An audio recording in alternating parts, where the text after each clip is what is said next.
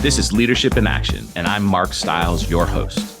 Join me as we delve deep into the passions, expertise, and experiences of Boston area innovators.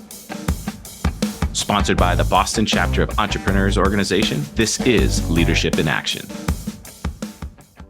Hey folks, welcome back to Leadership in Action. This is your Boston chapter of EO's podcast. Today's guest is an IT visionary. She started her journey into information technology over 28 years ago.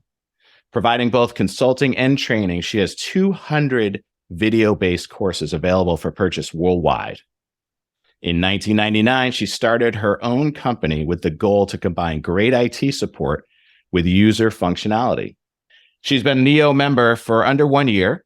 She's the founder and CEO of Sandra Network. Please meet Sandra Batakis. Welcome to the show, Sandra. Thanks, Mark. Glad to be here. Cool. You ready to get right into it? Sure. Let's go. What is a common misconception about leadership, running a business, and or being an entrepreneur to you? That's easy. That it is easy. Actually, I guess that is a misconception. That I get to make my own schedule, and I seem to have endless vacation time. So it's easy at the top. Look at me. I'm at the top. I'm doing it all. Absolutely. I stroll in and out when I want. You know, there's no one above me to tell me what to do. And I guess that's pretty wrong, right? Well, so tell me the reality of it then. Well, the reality is I might not make it in the office till, 10, but I've been up since 5 hitting it, and sometimes I'm hitting it because I'm on the treadmill trying to clear my head. And sometimes I've cranking out emails at, 5:15 a.m. And there's a lot to it. And, when you're an entrepreneur, they think it's great because you don't have a boss, but I have more bosses than anybody, right? All my customers are bosses. I consider my employees bosses. I have to account for them. I have to provide them a good working environment. I can fire them, but they can fire me by deciding to go somewhere else. So I think the concept of I have no boss is the furthest from the reality in this world. That's a really interesting concept, is having the employees, your team members, are your boss too. I like that. I like that a lot. So tell us about your company a little bit. The name of it is interesting. Sandra Network. How did you come up with such a creative name? Well, when I first started, I didn't really know what I wanted to be when I grew up. So I became SJB Enterprises. Yeah. Well, SJB Enterprises is nothing about what we do. And I spent my entire life going S as in Sam. B as in boy, J, like S, like no one could get the letters. And S Batakis at SJB was an impossibility.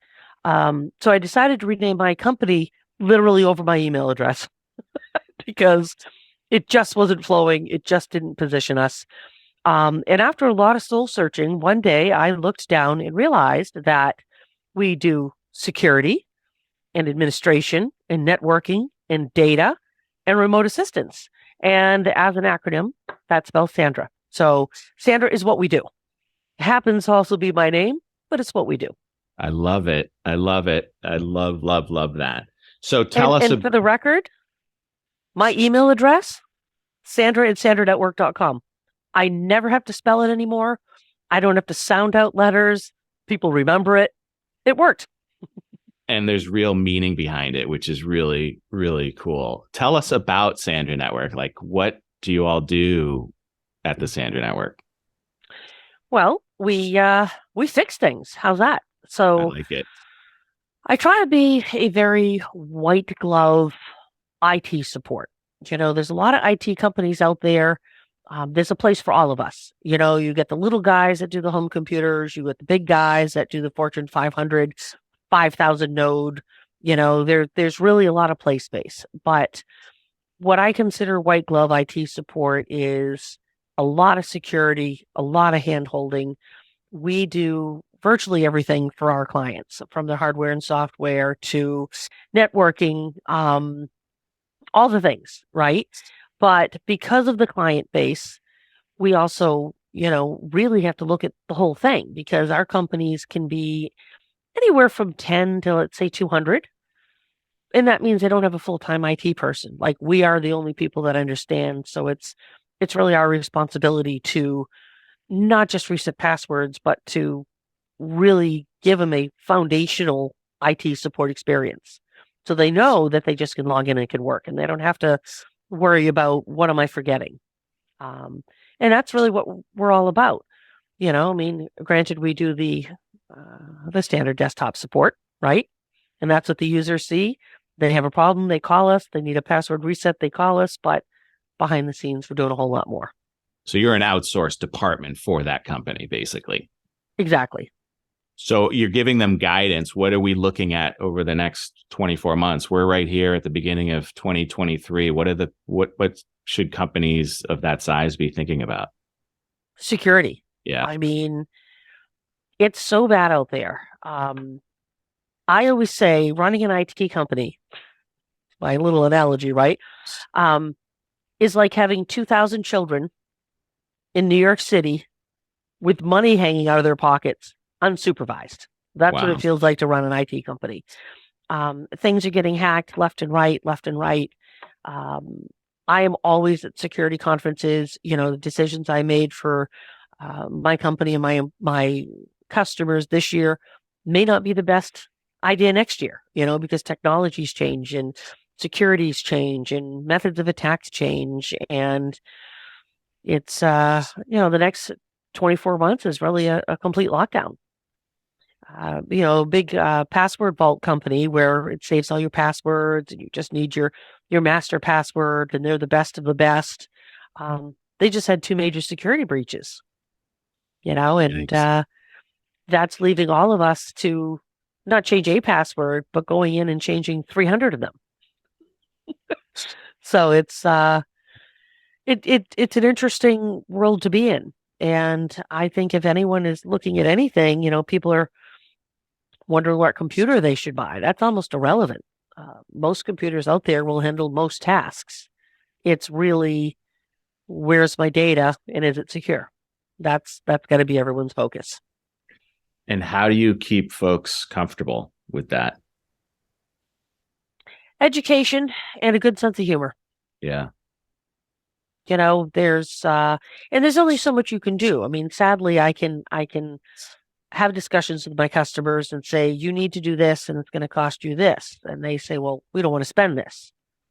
And sometimes they just really don't understand, and that's probably the toughest part of my job, is saying you have to understand this. Like, I tell my customers I'm a lousy salesperson. If I tell you you need it, you need it. I'm not selling you anything. You need it, right? That's the challenge.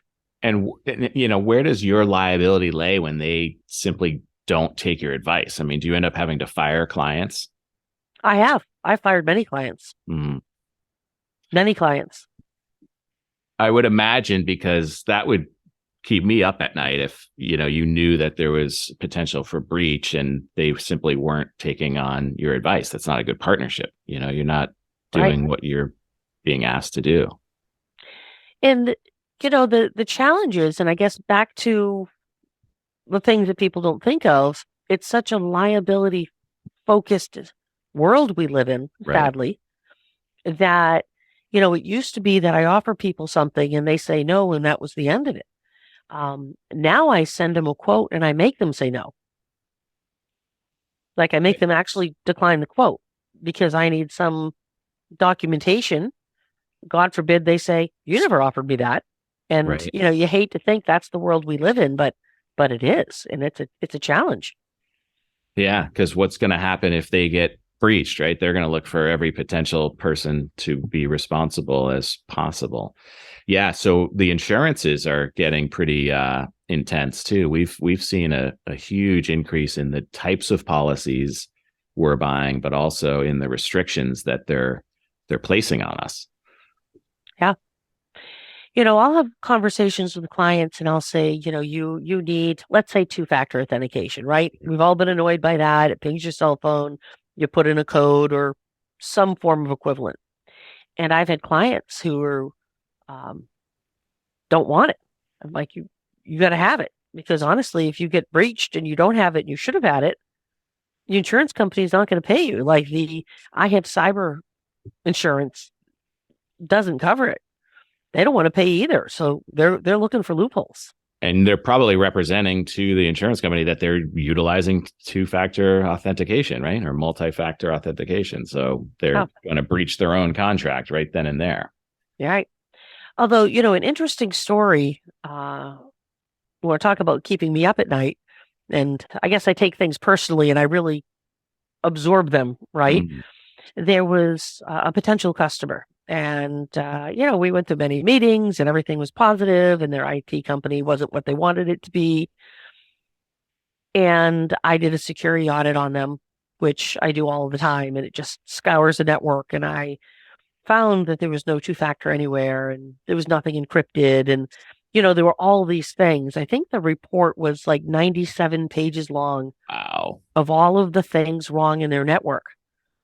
And of course, I'm like, okay, so I'm in now. The other IT company is out. And he came back and he said, I talked to my IT guy. He said he'd do better and that none of that was important. Oh, how now I want you to guess more than critical.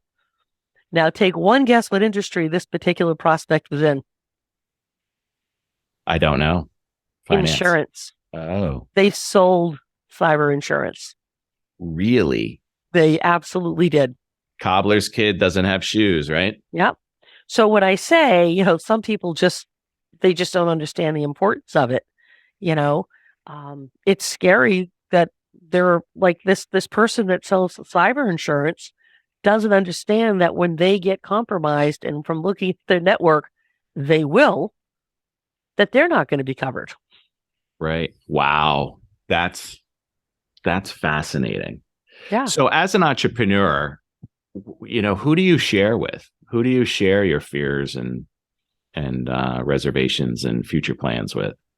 What a great time to ask that question. My new EO forum. Cool.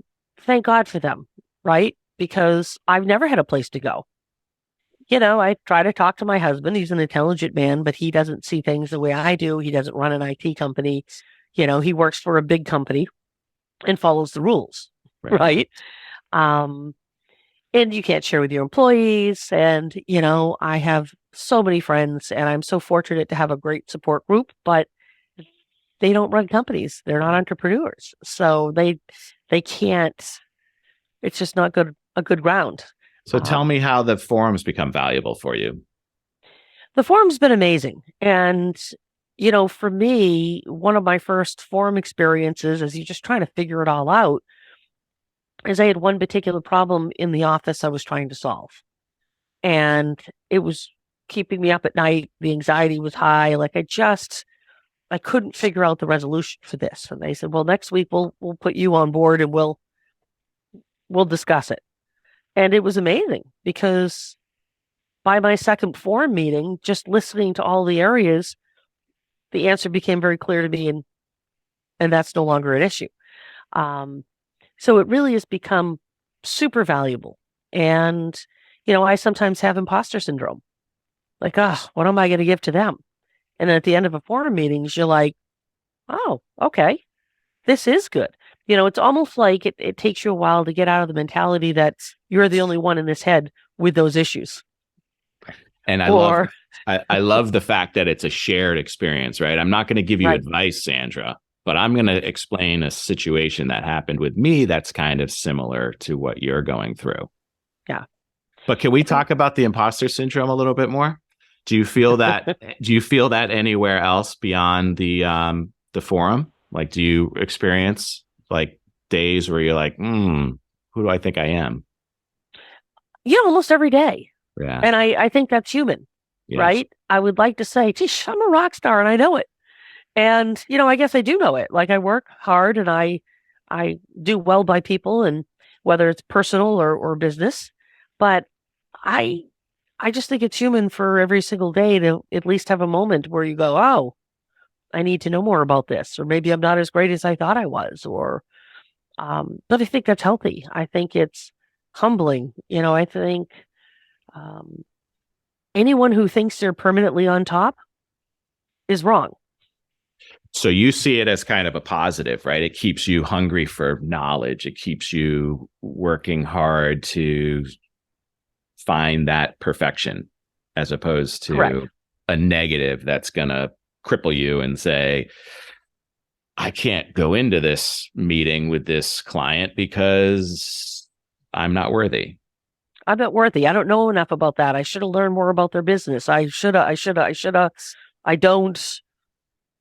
But instead of that crippling me, I take that as take a deep breath, step aside, reorder your brain cells, do that extra research. Yeah. And, there have been many, many times that in my career, I mean, I guess it'd be normal to say, I sit in an interview with somebody. And it could be an employment interview where they're coming to me for a job, or maybe I'm meeting with a potential client. And the first time someone sits across from the table from me and says, I know everything. There's not anything I don't know. And I can't count the amount of time, right? No, I'm the best at that. I've immediately taken you off. Like, you are not the best, because no one's the best. Right. We all have something else to know. Do you run into that a lot in your world? I do. I think my favorite line is, I know a lot about computers. Really? I always silly think, dude, that's a bad sentence. That's just a bad sentence. Right. Let's start there. Let's go back to the Drunk and White book. So tell me, how did you get into this space in the first place? You want the long or the short version? Well, we've got time. I think folks want to hear it. Well, there are two paths. So there's one path that led me to IT, and then there's another path that led me to owning a company. Love it. So the path that led me to IT, I think, is more entertaining than anything. Cool. But I like to tell it because anyone who's new in their career, who's trying to figure out their career, who has kids who are freaking out over what they should study in college, I like the story because hopefully it'll be relevant. I grew up in small town Maine and small town New Hampshire, and it was a pretty sheltered life back then, right? So when it came time to do something, I didn't know what there was to do, but I did know that I'd worked retail quite a bit. I was an assistant manager at the Gap by my senior year in high school. Cool. And I thought, I'll study fashion because I didn't know what else to study. So I went to school for fashion. And I want you to know I'm a very well-dressed geek. That's what I always tell people. I went to Burdett School for Fashion Merchandising in Boston, and I was going to be a buyer, for some company. And I really liked the Gap, so that was my inspiration. And when I did the interview, they said, well, you got to go to the executive training program to get there, but it just closed. It's not available for another year. And I'll still remember the name, the HR manager, Jean Falzone. I haven't talked to her in 30 plus years, which is hard to believe because I'm only 27. Love it. She said, you'll be good at that, but I really think you'll be a good trainer. Would you mind being an in-store trainer and working in HR while we wait for the executive training program to open? And in that very sentence, I can still remember the sentence. I can almost see what she's wearing. That was what changed the course. Interesting. Because I learned that I was very good at training people. I enjoyed it. I could somehow connect to them. And it was a great experience. But back to being bored, people say, well, how does this work? And I'm thinking, I don't know. There's like a wire. Remember the big cash registers? They were like, small car, big. Yes. I was like, how does all that data go down the wire? Where does it go? Like, how do people know? It's so, like, it was fascinating to me. Cool. And I left there and I worked for a software company, and then I traveled the country teaching software. So I realized also at that moment that I hate the fashion industry. Interesting. I could care less. Isn't it wild how you just follow the leaf in the wind and let it take you where it may? I would rather be in my bean boots up in Maine in front of a campfire. Like, I am so far removed from caring what the next fashion is. That's awesome. So you that know, took you to the right place, though, which was first software and then from training. software. Yeah. Yeah. So the next story is I spent a couple of years um, training and traveling the country. I was teaching, I think it was close to 200 classes. And, Wow. 200 classes is, intro, intermediate, and advanced of program A, intro, intermediate, advanced of program B. Um, and I was doing well. And, back then, people were just getting their first computers on the desk. Wow. Like not everyone had one. Can you Right. imagine there was a time? Yes, I Uh, can. I I remember spending 3 months at Fleet Bank in Rochester, New York, putting computers on people's desks and teaching them what a mouse was, and they were clicking in midair. And So but the long and the short of it is, we'd get evaluated every day in paper, and on a score of 1 to 10, my average eval was a 9.9. nice. And I was already bored. Like I needed to follow that wire and figure out the rest of the stuff. Like WordPerfect was great, but there's enough is enough, right? And I went to the boss and I said, well, Dan, I love doing this. I love training, but I'm bored and I really want to get into networking. And at the time, we had two male instructors and they were teaching networking. And again, we're way back at the beginning of networking, like two cables and two computers. And he said to me, in all seriousness, he said, you're doing great just where you are. Why don't you leave that for the boys? What? Yep, that What that year? What year? actually What year are we talking about? Is this before Y2K? yeah, so this must have been 95-ish. I got to do Leave some that for math. the boys. So was it a male-dominated industry? Well, it still is. Okay. It still is, I hate to say. But back then, there were a lot of female instructors, but they were teaching the word processing and the Excel. Like you didn't see them in the technical realm teaching programming, or back then advanced DOS was considered technical, which is kind of funny. Yeah. Novell just came out with their networking product. We still had Dell Digital Landman, Deck Landman. I can't even say it all anymore. So the bottom line is, um, there just weren't a lot of women in the technical space, and leave it for the boys. They're doing just fine. Was like, Didn't sit well. no, it really didn't. I was like, and the good news is, there's a lot of women warriors out there, and there should be, right, Yeah. fighting to get up there. But it didn't even occur to me that that was part of the issue, because it didn't even occur to me that I wasn't capable. Like I just wasn't brought up that way. I wasn't brought up in male, female, leave that for the boys. Yeah. So, I mean, I did what, every other timid woman in the world would do. I've never been called timid, by the way. I quit Nice. and I went somewhere else, and I got all sorts of engineering degrees and MCSE and Novell certifications. And I spent the next 2 years teaching engineering, how to put these networks together. How much sharp elbows did you have to throw around at that point? Was there still the concept of, this is kind of a boys' game? There wasn't as much with the boys' game, but what I found interesting is in teaching the classes, because I knew it, my evals were good, so I was no longer questioned there. There weren't a lot of women in the classes themselves. There just weren't. Why do you think that is?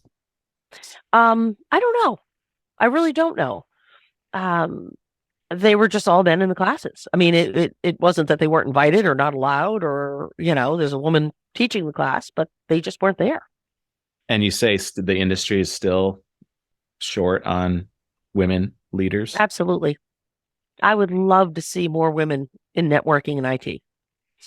As an employer, I would love to have a staff of female engineers, not female only, but like to have a mix, but they don't apply. Why do you think that is? I don't know. I historically, most of my engineers are men, and that's not because I choose it. It's because there are no resumes. That's And it really baffles me. interesting. That's really interesting. So it sounds like there's a huge passion of teaching. Tell me about your 200 video based courses. I saw that in the intro and was like, whoa, that's a lot of content. Yeah. So what I started to do is when I was traveling the country teaching MCSE courses, and MCSE is just your Microsoft Certified Systems Engineer. Yeah. I think they've redone the acronyms a few times, but I don't keep up my certs anymore because I've got a company to run. So, um, so as I started teaching them, I was contacted by a company who produces training videos. And they wanted me to do, one quick training video, and they were given my name. So I went in and that was successful. And it ended up that I ended up spending 50% of my time in a recording studio recording all of these. And, I've got some of the easy one-day type courses, but I also did an entire MCSE track, which was everything from networking 101 to the architecture to security to building the servers that give us email and they're all in there. And I would go in and I would film all those courses. So each one of those courses is about a 40-hour course. Wow. Some of them they might be 24 hours, but collectively there's 18 of them that make up the whole MCSE program. So you've got all the application training out there. You've got all the MCSE based training. They're still out there selling them. They're still being used in different places. And recently I went back into the studio on my own accord and I recorded all the Microsoft 365 courses. Cool. And I wrote them as I thought my customers would want to consume them. So you're creating the content for your consumers to help educate the consumer themselves. Right. Whether they listen to it or not, that's up to them, right? It's up to them. But you're delivering it. Are you able to monetize those? I do and I don't. If I had more time, back to the entrepreneur's issues, right? Yeah. Like how many places can you go? Yeah. Technically, if someone wanted to buy them from us, they absolutely could.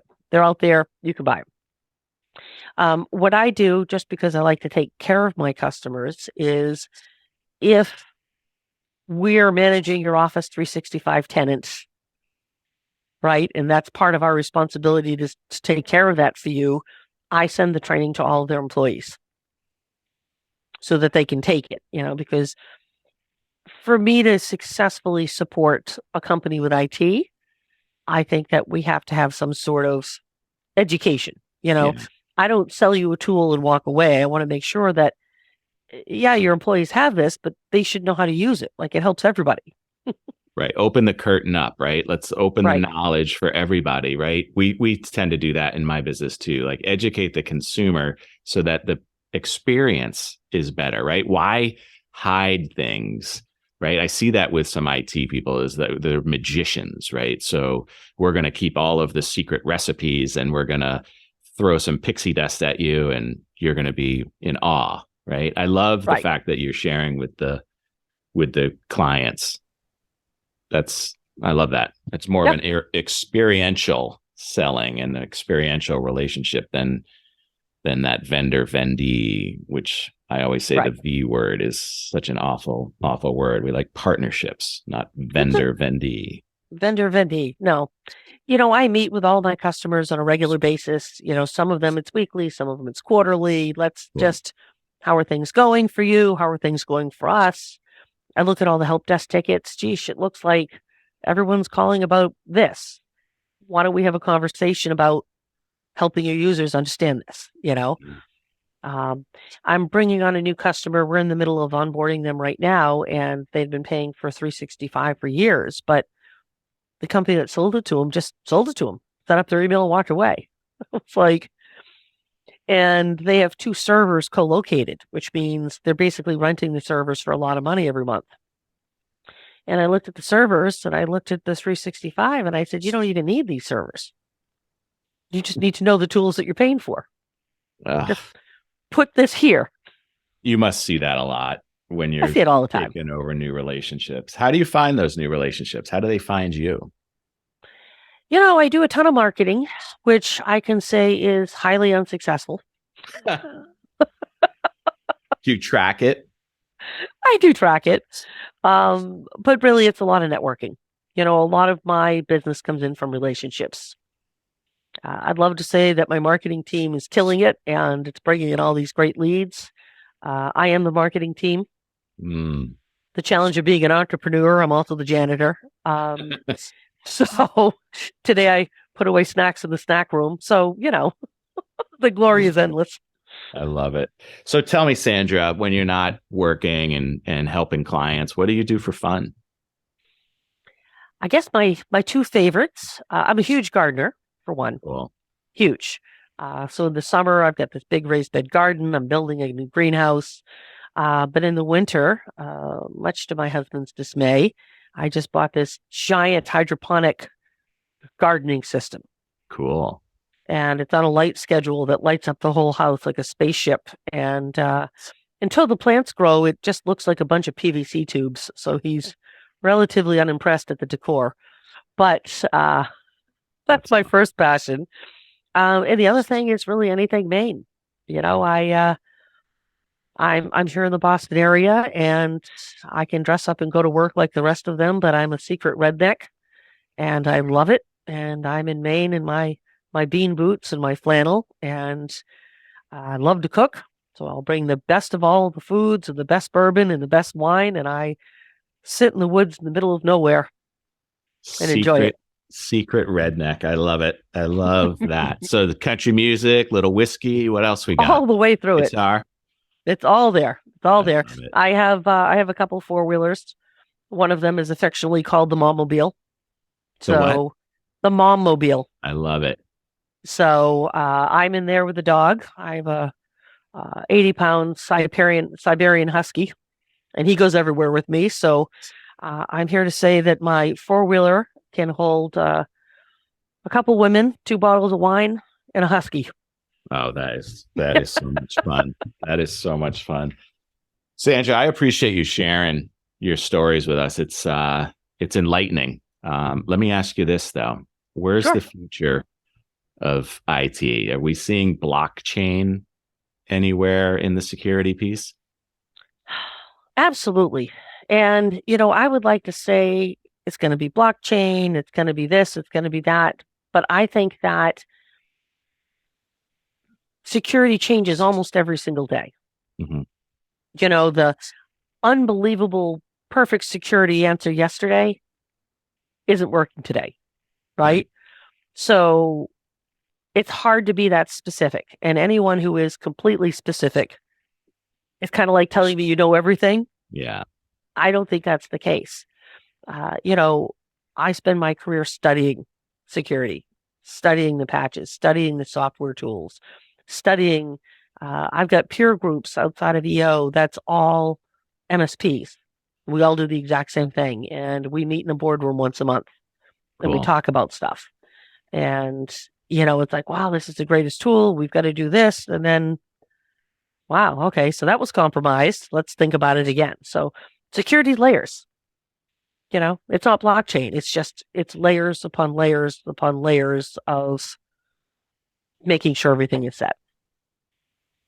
I love it. It's got to be a constant dance, I would imagine. It is. It's a crazy dance. No one likes to see the dance. No. So you protect them from it. You protect them from it. I love it. Again, security, blockchain. There are so many levels to security that I could send you a 10-page document on just all the different things that you have to look at for your network alone. Right. And each one of those things change by the day. So it's, not antivirus. It's not encryption. It's all of them. Does blockchain solve for that though? It can. Yeah. It can. And, I don't like answering that question specifically because it's not the full answer, right? And I'm careful to say, is it important? Yes. Is it the answer? Not at all. It's like someone saying antivirus is the answer. Yeah, my computer is protected. That's yes, it is in one layer. Right. That makes sense. Sandra, if someone were to want to connect with you or maybe work with you, how would they best get in touch with you? Well, as we now know, my email address is very, very easy. Sandra at sandranetwork.com. Love it. And if you want a little sense of IT education and entertainment, because I try not to make it so dry, we have obviously a website of sandranetwork.com, but we have a Facebook page. You can find me on LinkedIn, and we try to post some content up there with some little security tips and tricks. All with the same handle, Sandra Network. All at the same handle of Sandra Network. That makes it easy, right? So go to any place you would seek somebody and punch in Sandra Network. You heard it, folks.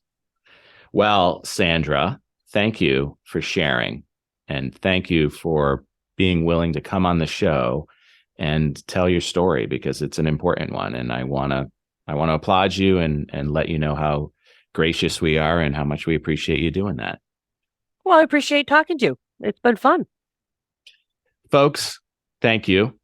This has been another exciting episode of Leadership in Action. Hopefully you learned something, you laughed a little bit, and you want to share it with somebody, because maybe you thought of somebody. And go ahead and forward it or post it right to your social platforms and reshare it for the world. We would really appreciate that. Again, Sandra, thank you for joining our EO Boston chapter podcast called Leadership in Action. Thank you very much. Folks, we'll see you next time. Leadership in Action is sponsored by the Boston chapter of the Entrepreneurs Organization. As the world's only peer-to-peer network exclusively for entrepreneurs, EO helps transform the lives of those who transform the world.